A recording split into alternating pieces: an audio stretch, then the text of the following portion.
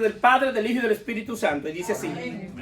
Aquel mismo día llegaron unos fariseos diciéndole: sal y vete de aquí, porque Herodes te quiere matar. Él le dijo: ir y decirle a aquella zorra: he aquí echo fuera demonios y hago curaciones hoy, mañana, y al tercer día termino mi obra. Sin embargo, es necesario que hoy, mañana y pasado mañana siga mi camino, porque no es posible que un profeta muera fuera de Jerusalén. Jerusalén, Jerusalén, que matas a los profetas y apedreas a los que te son enviados. ¿Cuántas veces quiso juntar a tus hijos como la gallina a sus polluelos debajo de sus alas, y no quisiste? He aquí, vuestra casa os es dejada desierta, y os digo que no veréis hasta que llegue el tiempo en que digáis: bendito el que viene en el nombre del Señor. La palabra del Señor está bendecida. Vamos a predicar la resistencia a Dios. La resistencia a Dios. Bien, ¿qué significa resistir? Resistir tiene varios significados. Uno de ellos es aguantar y tolerar. Eso es resistir, cuando tú aguantas y tú toleras.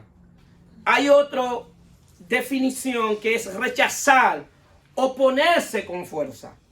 En el contexto de lo que vamos a predicar, de resistir a Dios, es rechazar y oponerme yo con toda mi fuerza a lo que Dios quiere hacer conmigo y con el propósito de Dios.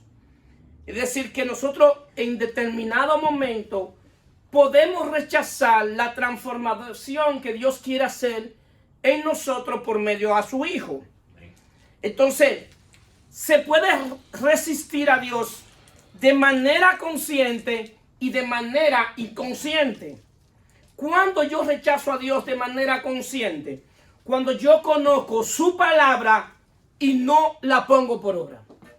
Cuando yo conozco lo que Él ha establecido en las Sagradas Escrituras y no pongo en acción lo que dice las Sagradas Escrituras, entonces yo estoy rechazando a Dios. Nosotros podemos ver un evento que sucedió en el pueblo de Israel en 2 de Samuel 6, que dice así: cuando llegaron a la era de Nacón, Usa extendió su mano al arca de Dios y la sostuvo, porque los bueyes tropezaban, y el furor de Jehová se encendió contra Usa, y lo hirió allí Dios por aquella temeridad, y cayó allí muerto junto al arca de Dios. Y se entristeció David por haber herido Jehová a Usa, y fue llamado a aquel lugar Perez Usa hasta hoy. David era el rey, y David sabía que el arca no se transportaba en bueyes. El arca debía ser transportada por los levitas, y David manda a buscar el arca para traerla nuevamente a Jerusalén.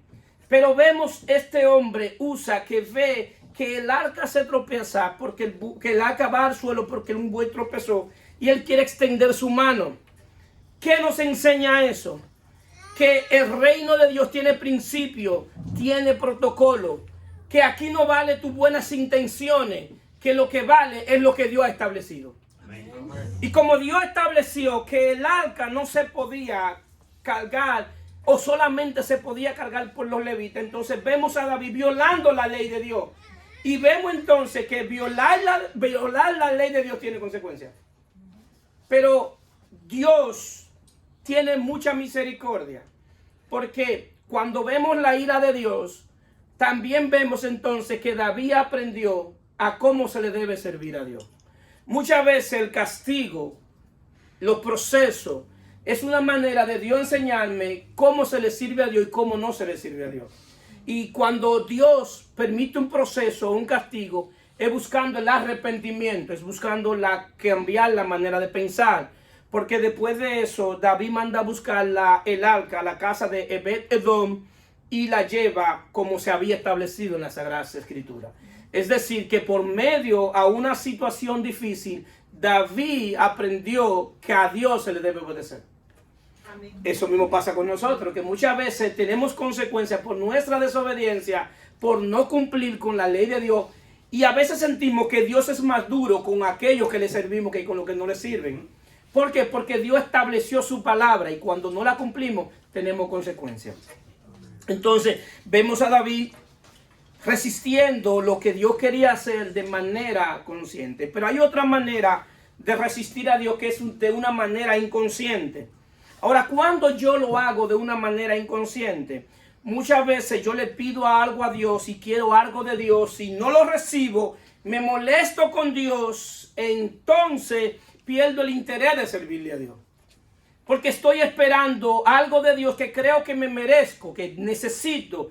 Y puede ser que verdad lo necesito y puede ser que verdad lo merezco, pero hay algo que Dios nos debe enseñar o que cada día nos está enseñando, que las cosas de Dios suceden en el tiempo de Dios.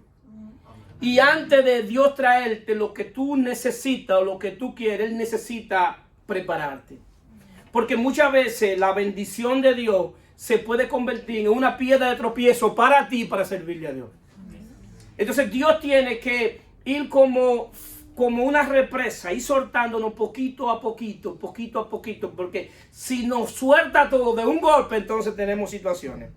Entonces, ¿qué pasa? Nosotros debemos aprender que nuestros intereses no pueden estar por encima de los intereses de Dios.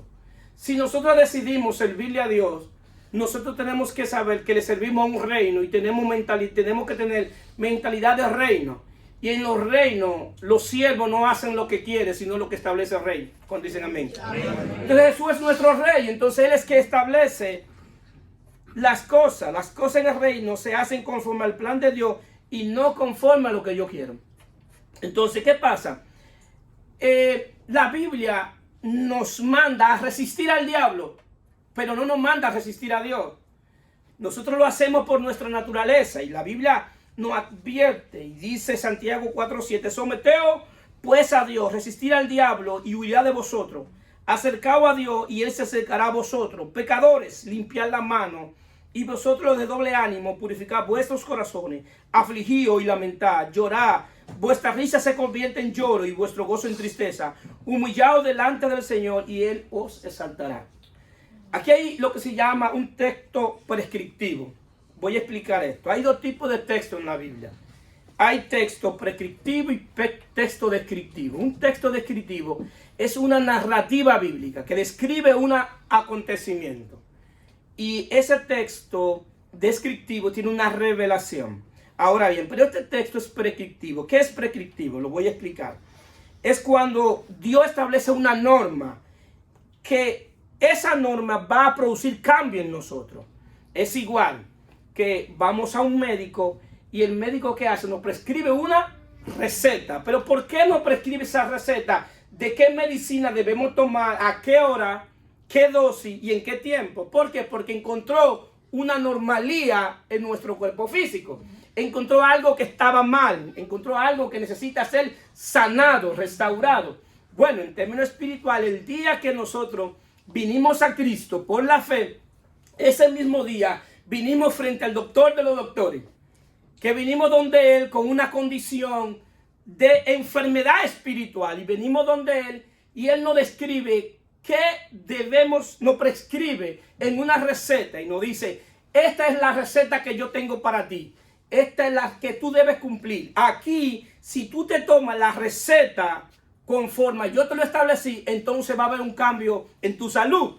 Entonces nosotros, cada uno que vinimos aquí, vinimos enfermos. Y vinimos enfermos en término espiritual. Y lo primero que dice la receta en la prescripción es, someteos a Dios. Es decir, el punto de partida es sométete a Dios.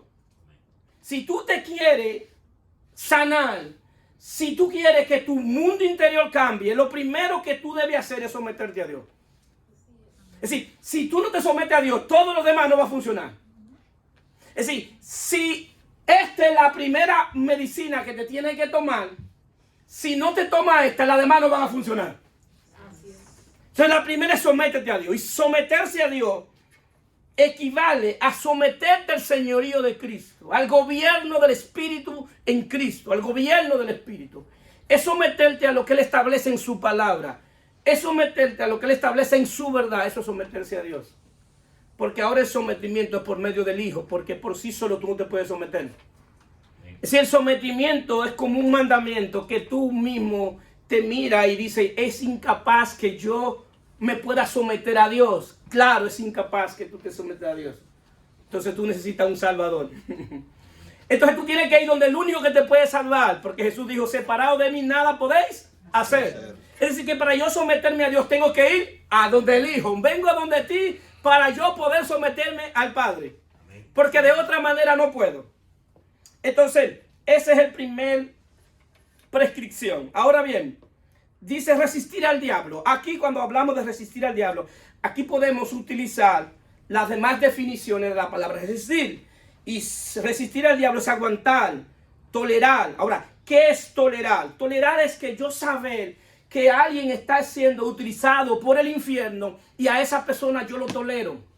No le doy la respuesta que él se merece. No le hablo como le tengo que hablar. No lo maltrato como tengo que maltratarlo. Tengo que tolerarlo. Sí, porque hay gente que se merece que nosotros le digamos hasta del mal que se va a morir, pero como hijos de Dios no podemos hacerlo. Y a veces te da el deseo de hacerlo. Pero ¿qué tenemos que hacer? Tolerar. ¿Por qué? Porque nuestra lucha no es con carne ni sangre, sino tú tienes que ver que esa persona está siendo utilizada por un espíritu de maldad que está utilizando el infierno para atacarte, para distraerte. Entonces te quiere distraer, porque una de las estrategias del infierno es distraerte.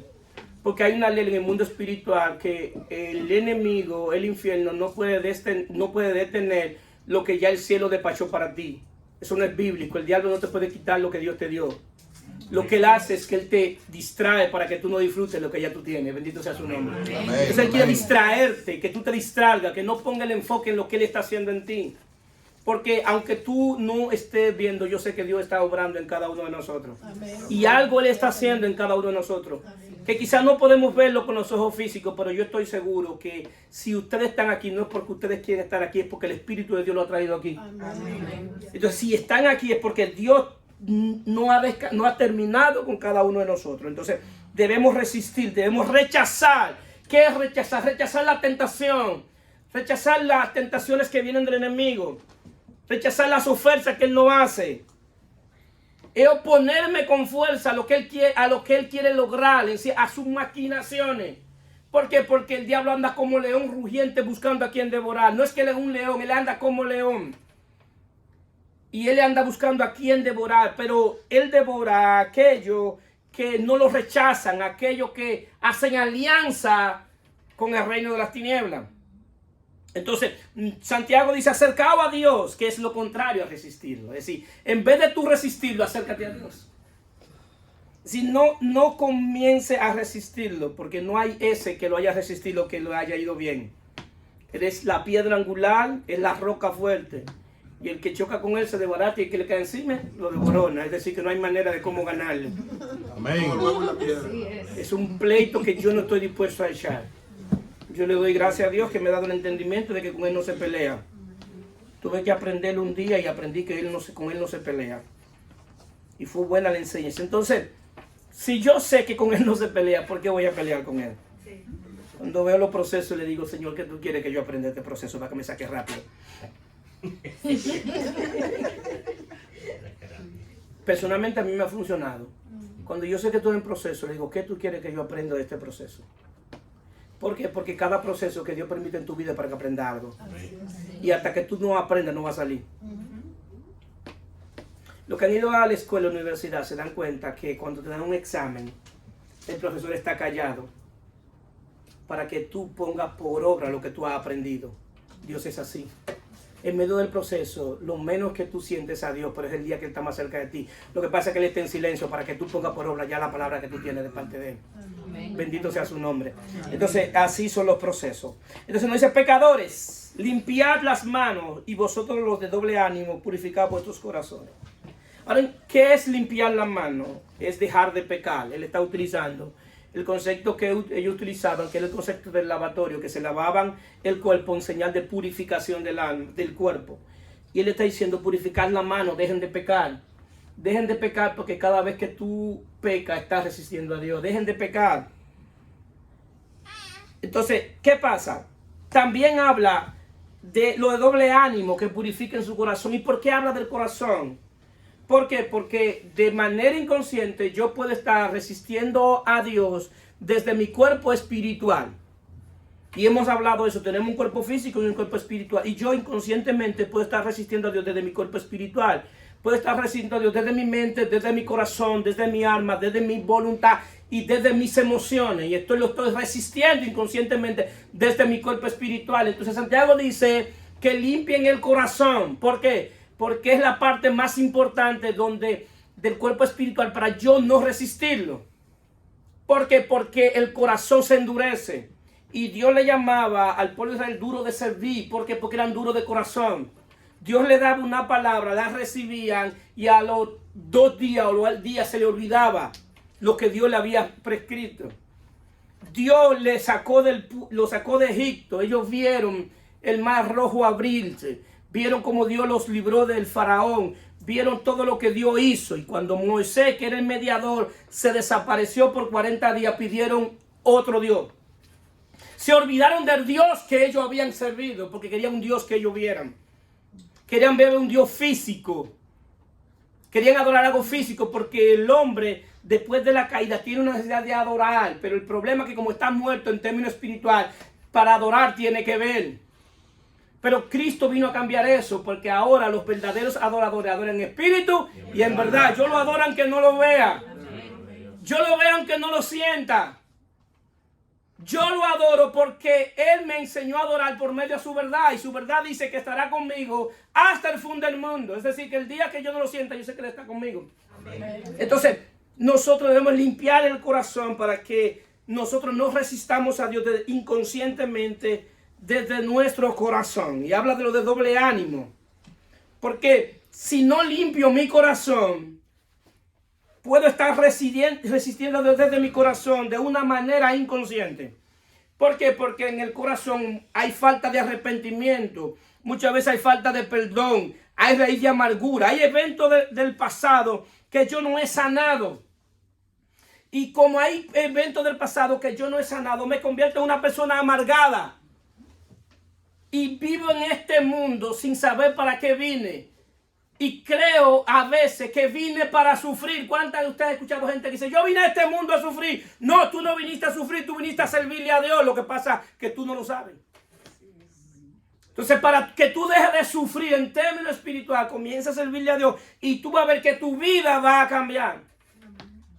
En términos espirituales, tu vida va a cambiar porque le vamos a dar razón a nuestra existencia. Una de las razones por las que yo quedé impactado del Señor era que cuando yo lo conocí, yo me di cuenta que Él era más de lo que decían. Jesús llenó mis expectativas. Él era más de lo que yo creía. Yo entendí que era un ser complejo y me di cuenta que Dios sí es simple. Que servirle a Dios es simple, solamente es por creer en su Hijo Jesucristo. Y Él es capaz de hacer cosas extraordinarias en hombres ordinarios. Así es. Jesús es capaz de cambiar la historia de todo aquel que le sirve. A mí personalmente Dios cambió mi historia. Y es capaz de cambiar tu lamento en baile. Bendito sea su nombre. Den un aplauso a Cristo.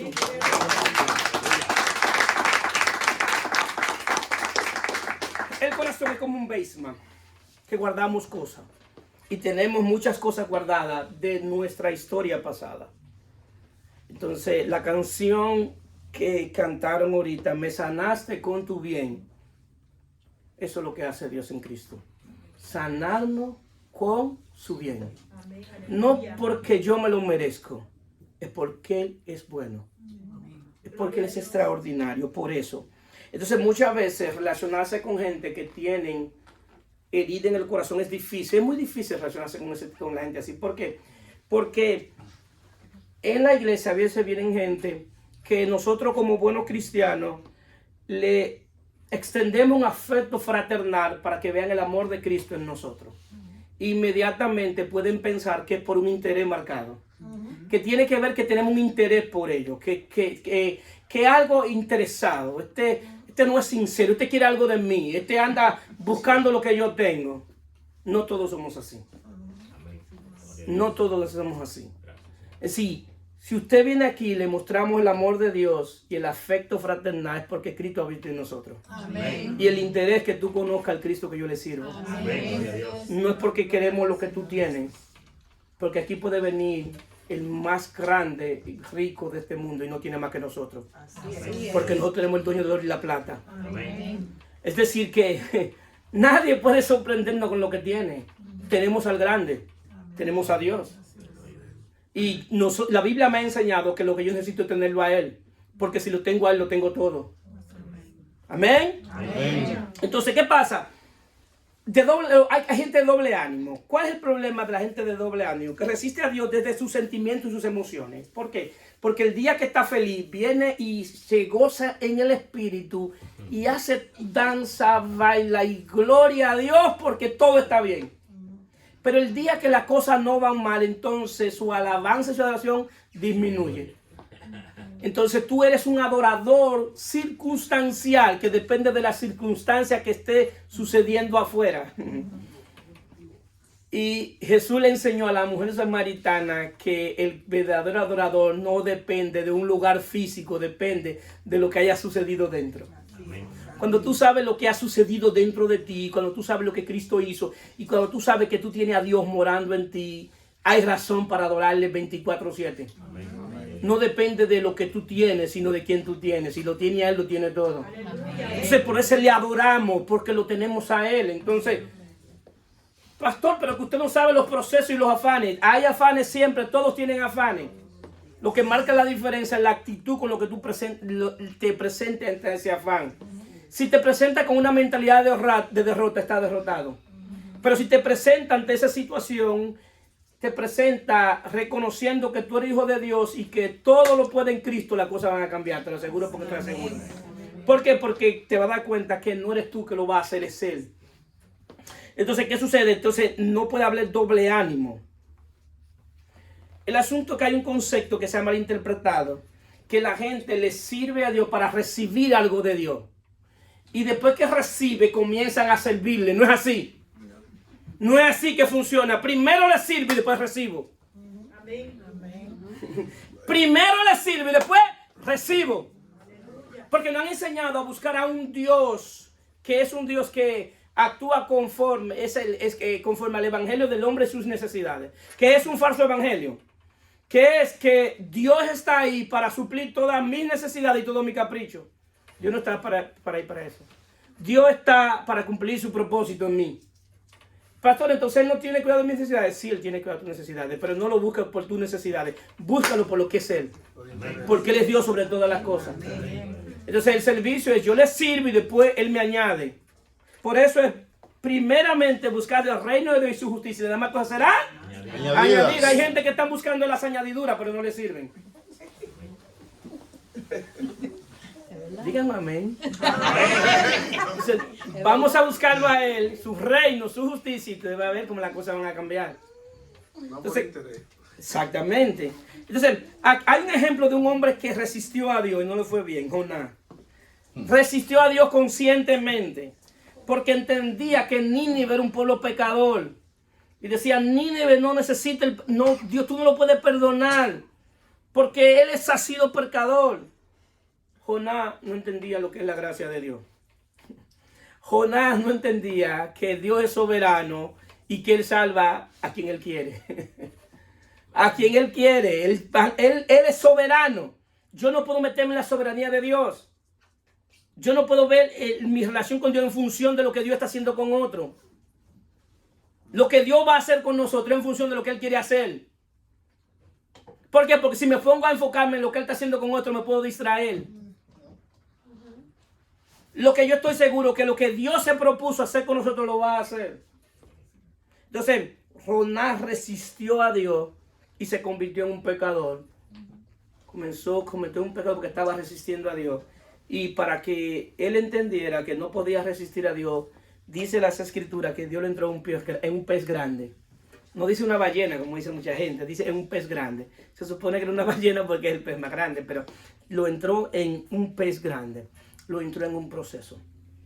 Porque se convirtió en un pecador por estar rechazando a Dios. Pero Dios tuvo misericordia ahí.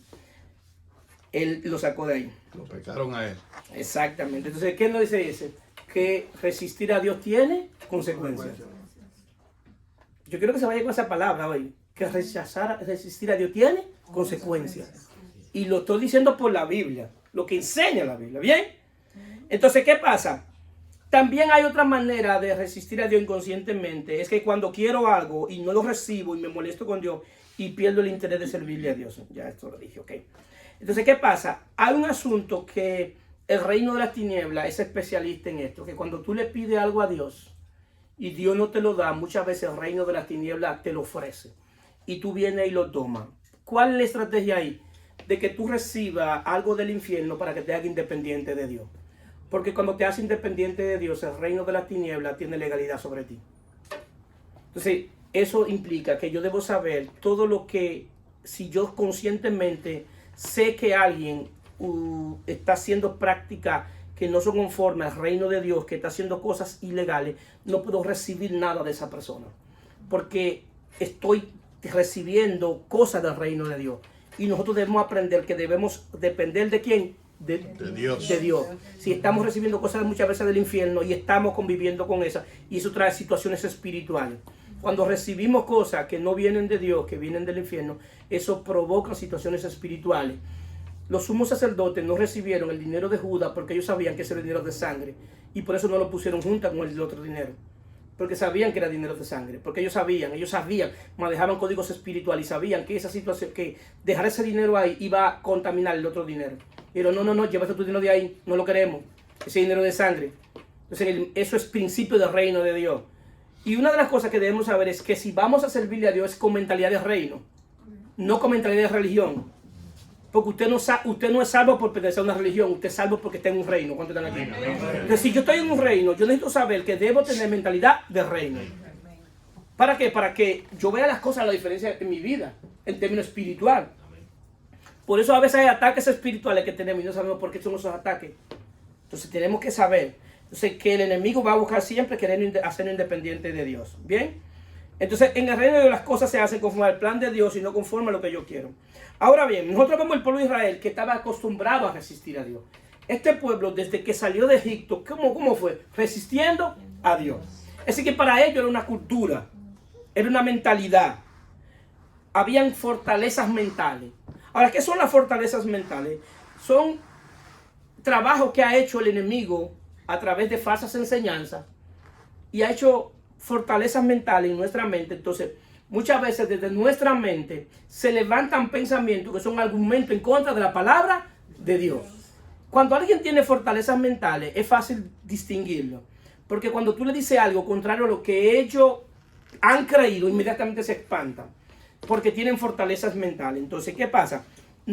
¿Qué hacen las fortalezas mentales? Que forman estructuras de pensamiento. Que de esa manera es que ellos piensan.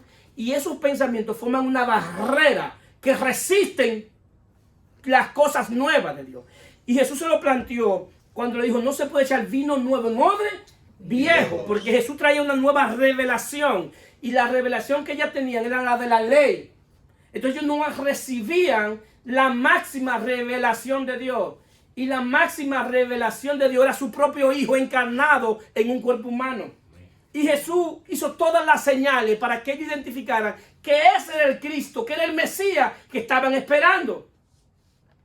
Vieron a Juan el Bautista, que era el profeta de transición, el que iba a abrir el camino. Y vieron vio que Juan llegó. Entonces, si ellos vieron que Isaías había profetizado que venía un profeta antes de Jesús, iba a venir uno que le iba a abrir el camino. Entonces debían decir, bueno, si ya Juan vino, entonces a quien él le iba a abrir el camino ya debe estar cerca o está aquí. Sin embargo, no fueron entendidos en los tiempos que se estaban viviendo. Hay un concepto que cada cristiano debe entender y saber y entrárselo por aquí. Ser entendidos en los tiempos. Saber el tiempo que tú estás viviendo en Dios. Y de acuerdo a ese tiempo que tú estás viviendo en Dios, Dios te va a decir cuál es la voluntad para tu vida. Porque muchas veces yo estoy viviendo un tiempo en Dios que no lo entiendo ni lo asimilo y quiero hacer algo totalmente contrario a lo que Dios quiere hacer en ese tiempo conmigo. ¿Cuánto estás aquí? Amén. Entonces, no es lo que yo quiero, es lo que Dios quiere en el tiempo que Él quiere. Porque la efectividad de yo entender los tiempos es lo que va a hacer que las cosas funcionen en Dios. Las cosas en Dios no suceden ni un día antes ni un día después. Es el día que Dios preestableció. ¿Cuántos dicen amén? Amén. Y Dios no va a violar su ley por nosotros. Entonces, ¿qué pasa? Nosotros debemos renovar el entendimiento para que esos patrones de pensamiento vayan desapareciendo. Una de las estrategias que se utiliza para derribar las fortalezas mentales es meditar en la palabra de Dios. Meditar en la verdad de Dios en Cristo, lo que Dios ha hecho en Cristo. Meditar. Cuando no pueda dormir, comienza a meditar en la palabra de Dios y tú vas a ver cómo tu vida va a cambiar. Entonces Jesús cumplió todas las señales. Jesús le dice, y le dijo, decía aquella zorra aquí, hecho fuera demonios y hago curaciones. Hoy, mañana y el tercer día termino mi obra. Entonces Jesús se identifica él mismo como el profeta de Dios. Muchas de las cosas que nosotros practicamos es porque no nos hemos dedicado a estudiar las Sagradas Escrituras. Y a veces tú planteas cosas conforme a las Sagradas Escrituras y la gente no te va a entender porque tienen esas fortalezas mentales. Cuando un profeta en el Antiguo Testamento era alguien que hablaba en el nombre de Dios y traía la palabra de Dios. Entonces, un profeta es un agente de revelación en el Antiguo Testamento. Cuando Jesús aparece, no aparece como un agente de revelación, aparece como la fuente de revelación divina. La máxima revelación de Dios está en su Hijo Jesucristo. Y es como la fuente de revelación. Es decir, que el día que tú naciste de nuevo, a ti se te metió por dentro la fuente de revelación divina. Amén. ¿Qué implica eso? Que profetizar es hablar la palabra de Dios. Amén. En este pacto, el que habla la palabra de Dios es un profeta. Amén. Porque está hablando la palabra de Dios. Ahora mismo yo estoy profetizando la palabra de Dios. Entonces, ¿qué sucede? Entonces, nosotros, los hijos de Dios, son dirigidos por el Espíritu de Dios, no por profeta. Eso no implica que haya lo que se llaman hombres y mujeres que Dios utiliza como agente en el sentido de revelación, no agente de revelación, sino gente que tiene el don de ciencia, el don de sabiduría, que te dicen una palabra de ciencia, una palabra de sabiduría. ¿Qué es una palabra de ciencia? ¿Qué es una palabra de ciencia? Que esa persona identifica algo que tú estás pasando en tu vida y él te da una palabra de sabiduría para lo que tú estás viviendo en ese momento. Esos son los dones de ciencia y los dones de sabiduría que habla Pablo a la iglesia de los Corintios. Eso no es profecía. Eso es ciencia y sabiduría. Entonces, ¿qué sucede? Entonces nosotros tenemos ahora la fuente de revelación, que es Jesucristo. Entonces, Jesús le habla de la voluntad de Dios a ellos. Y Jesús le dice que la voluntad de Dios para el pueblo de Israel era: ¿cuántas veces quise juntar a tus hijos como la gallina a sus polluelos debajo de sus alas y no quisiste? Hay un concepto que tenemos que comenzar a reformular, que siempre hemos escuchado, yo lo he dicho y lo hemos dicho. Cristo no es religión, es relación. No, es más que eso. Relación tenía el pueblo de Israel con Dios. Nosotros tenemos más que una relación. Lo voy a explicar ahora. Juan 17:17. Santifícalo en tu verdad, tu palabra es la verdad. Como tú me enviaste al mundo, así yo lo envío al mundo. Y por ello yo me santifico a mí mismo, para que también ellos sean santificados en la verdad. Mas no ruego solamente por esto, sino también por lo que han de creer en mí por la palabra de ellos. Ahí está hablando de nosotros. Para que todos sean uno, como tú, oh Padre, en mí y yo en ti. Que también ellos sean uno en nosotros, para que el mundo crea que tú me enviaste. La gloria que me diste yo le he dado para que sean uno, así como nosotros somos uno. Nosotros podemos iniciar nuestra vida cristiana en una relación con Dios, pero el propósito es que seamos más que eso. ¿Por qué? Porque las relaciones se pueden quebrantar, las relaciones se rompen. Esta semana, seguramente, esta semana, mucha gente fueron a la corte solicitando un divorcio de alguien que juraron que lo iban a amar eternamente, que iniciaron una relación. ¿Qué sucede? Más que una relación, es una unión, que seamos uno con Él. Es decir, no es que en Cristo somos dos, es que somos uno. Si te une a una ramera, eres uno con ella. Pero si te une al Espíritu de Cristo, eres uno con Él. Ese es el misterio del uno. Es decir, que la intención de Dios es que seamos uno con Él por medio de su Hijo. Si una unidad es más que una relación, ¿cuándo me están entendiendo? Si es una unidad. Y para eso yo necesito que Él me santifique. Santificar es quitarme el deseo de pecar y es acto progresivo. Es decir, una de las razones que a mí me hacía difícil cuando yo me arrepentía, que yo decía, ¿y cómo yo voy a dejar de pecar? ¿Cómo yo voy a dejar todo esto? Ese no es tu trabajo, ese es el trabajo de Dios por medio de la santificación. Porque Dios va haciendo y va poniendo en nosotros el querer como el hacer por su buena voluntad, y nosotros vamos recibiendo ese querer y el hacer por medio de la vida del Espíritu, y vamos dejando la manera de pecar. Es decir, que es una obra del Espíritu. Pero ahora bien, la santificación es por la palabra de Dios, la palabra de verdad. Es por la revelación de su Hijo Jesucristo, que es la verdad encarnada.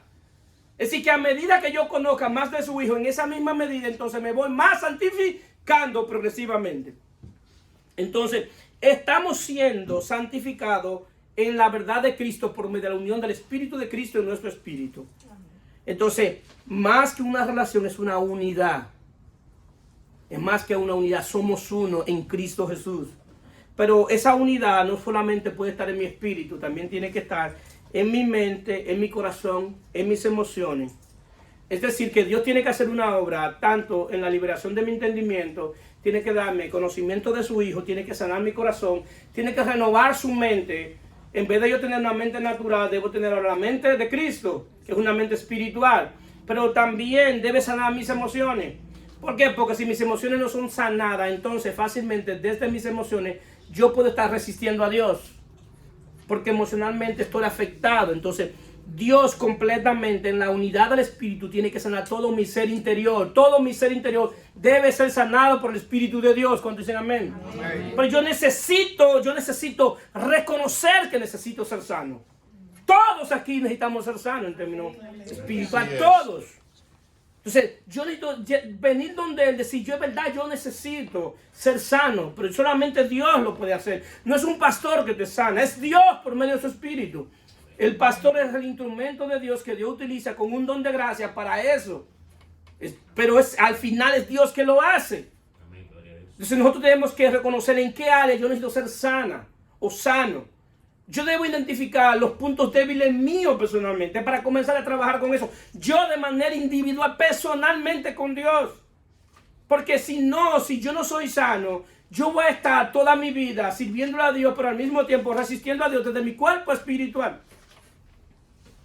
Y tiene consecuencias. Entonces la palabra de hoy que Dios se le dio al pueblo de Israel, para que ellos entendieran, 2 Crónicas 7:14, si se humillara a mi pueblo, sobre el cual mi nombre es invocado, y orare y buscare mi rostro, y se convirtieren de sus malos caminos, entonces yo iré desde los cielos y perdonaré su pecado y sanará su tierra. En el nuevo pacto, ahora es, si se humillaran mis hijos, porque ahora Dios tiene una relación no con un pueblo específicamente, como en el antiguo pacto, sino con aquellos que están en Cristo, que son sus hijos. Entonces ahora los hijos de Dios, ¿qué tenemos que hacer? Humillarnos delante de Él. ¿Y qué es humillarnos? Humillarnos, reconocer que necesitamos a Dios. Eso es humillación. Reconocer que sin Él yo no soy nada. Que sin Él yo no estoy viviendo, yo estoy subsistiendo. Eso es humillarse. Entonces yo necesito reconocer que lo necesito. Reconocer que fue Él que me hizo, no yo a Él. ¿Qué implica eso? Que Él no va a responder a mis intereses, sino a lo de Él. Que Él no va a hacer las cosas que yo quiero, sino lo que Él quiere. Pastor, por a veces yo le pido a Dios algo para que haga algo, y yo le pido y Él lo hace. Cuando tú le pides algo a Dios para que Dios haga algo por ti, fue que tú le pediste porque ya Él te puso en el corazón que le pidiera eso. Para alimentar tu fe, para que tú veas cómo tú obras. Que yo oré y Dios lo hizo. No, Él te puso en el corazón que ore por eso para que se cumple. Porque lo que se va a cumplir es lo que tú ores conforme a la voluntad de Él. No es lo que tú quieres, es la voluntad de Él. Es decir, que yo debo orar, Señor, muéstrame tu voluntad, pero orar por tu voluntad para que se cumpla en mí. Porque a veces yo quiero tantas cosas que no es la voluntad de Dios, que a veces estoy orando contrario al propósito de Dios. Y al mismo tiempo, orando contrario al propósito de Dios, estoy resistiendo a lo que Él quiere hacer. Y Dios va por el norte y tú vas por el sur. Nunca se van a encontrar. Entonces, Señor, muéstrame tu voluntad para orar por eso. Yo quiero ser estratégico, dame un atajo. Amén. Entonces, así es que entonces ahora yo debo venir donde Él, yo necesito invocar, debo orar, debo buscar su rostro, no su mano. Cuando tú buscas su rostro, extiende su mano. Pero no han enseñado un evangelio a buscar su mano, a buscar las cosas materiales, las cosas físicas, lo que Él puede dar. Y es verdad que Dios bendice físicamente, económicamente. ¿Quién dijo que no? Dios bendice, Dios prospera. Claro, ¿quién dijo que no? Pero Dios no me ha mandado a buscar cosas terrenales, me ha mandado a buscar cosas espirituales. Por eso poner la mirada en las cosas de arriba, donde está Cristo sentado. Aleluya. Ahí es las cosas de ahí que yo tengo que poner mi mirada. Porque yo estoy en la tierra es de paso. Es de paso. Es más tiempo que vamos a traer en la eternidad que lo que vamos a traer en la carne. Sí, hasta estratégicamente es mejor servirle a Él. Y no pensar en tantas cosas materiales, lo cual no son malas, pero eso no es lo que nos da la vida. La vida solamente la puede dar Dios en Cristo Jesús. Amén. Amén. Entonces, quiere que nos convirtamos de nuestros malos caminos. Resistir a Dios es un mal camino.